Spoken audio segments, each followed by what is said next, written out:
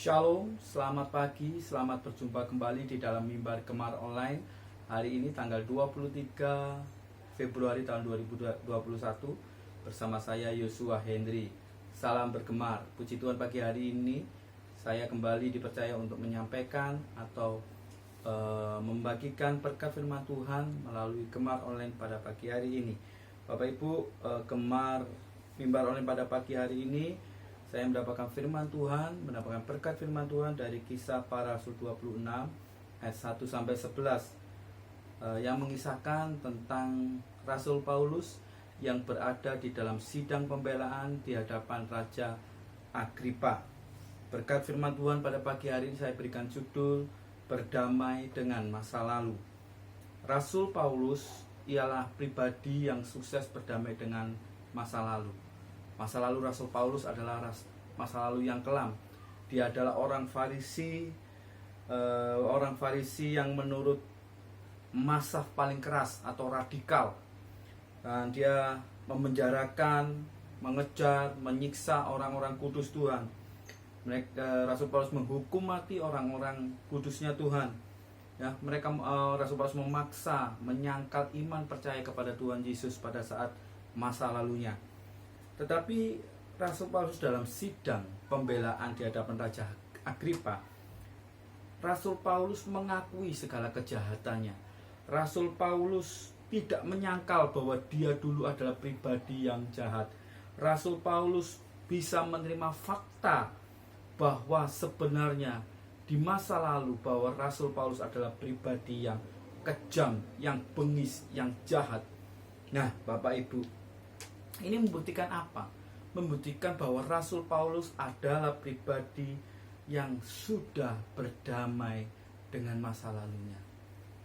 Oleh sebab itu, Bapak Ibu saudara yang kasih Tuhan, kita perlu berdamai dengan masa lalu kita seperti Rasul Paulus, Bapak Ibu, agar kehidupan kita bisa menjadi berkat bagi orang lain.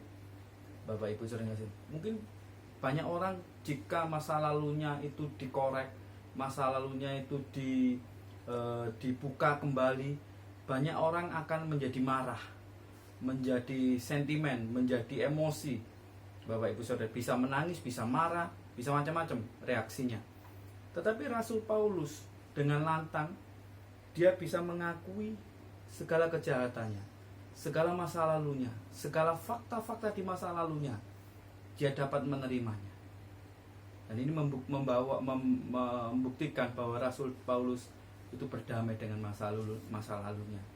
Oleh sebab itu, Bapak Ibu, kita perlu mengakui kejahatan kita, kesalahan, dosa, pelanggaran kita di masa lalu kita, kehidupan masa lalu kita. Kita perlu akui di hadapan siapa? Akui di hadapan Tuhan, akui di hadapan sesama manusia, Bapak Ibu. Dan jangan menyangkal kalau kita memang memiliki masa lalu yang jahat, masa lalu yang kelam. Jangan memungkiri, jangan menyangkal. Kalau memang itu adalah kebenaran, kehidupan kita di masa lalu memang kelam, gelap, kita harus mengakui. Seperti Rasul Paulus mengakui di hadapan mahkamah ini. Lalu Rasul Paulus, dulu memang kehidupan saya adalah kehidupan yang jahat, saya yang pembunuh dan lain sebagainya. Di frase berikutnya dia mengatakan bahwa ketika dia bertemu dengan Tuhan Yesus, dia diubahkan. Itu menjadi berkat yang luar biasa bagi sesama manusia, Bapak Ibu saudara yang dikasihi Tuhan. Oleh sebab itu, dampak kehidupan yang berdamai dengan masa lalu, yaitu kehidupan itu akan penuh dengan damai sejahtera. Meskipun di dalam tekanan, meskipun dalam aniaya dan sebagainya, seperti Rasul Paulus, dia dipenjarakan, dia dianiaya, tetapi karena hidupnya sudah berdamai dengan masa lalu, ya, dia akan penuh damai sejahtera. Masa lalunya tidak menuduh, tidak mendakwa dia. Masa lalunya tidak bisa mendakwa dia, tidak bisa menuduh dia. Karena apa? Karena dia sudah berdamai, dia sudah memaafkan dirinya di masa yang lalu. Setelah dia mengenal kebenaran, dia mengampuni, memaafkan dirinya di masa lalu. Lalu dampak kehidupan yang berdamai dengan masa lalu berikutnya adalah dapat dipercaya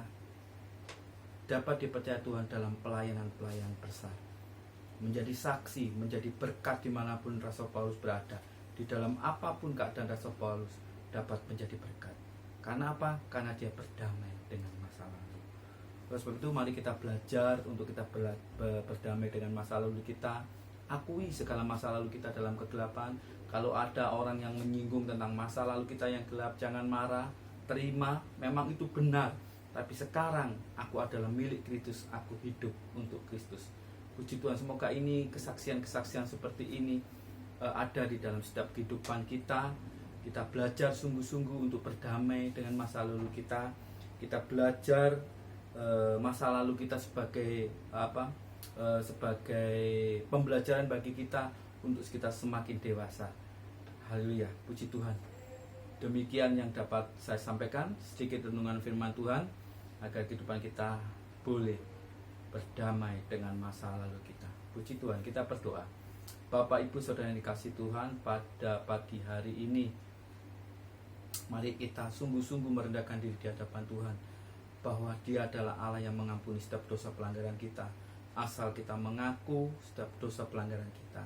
Mari kita berdamai dengan masa lalu kita. Tuhan, Kau mengetahui apa yang ada dalam masa lalu kami. Kami berhadapan dengan Engkau pada pagi hari ini. Kami mau berdamai dengan masa lalu kami. Kami mengakui segala kejahatan kami. Kami mengakui segala dosa pelanggaran kami.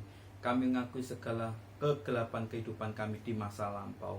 Dan kami mau hidup kami dengan penuh damai sejahtera. Kami mau hidup kami Engkau pakai untuk alat kemuliaan-Mu Tuhan. Kami siap Tuhan, kami siap.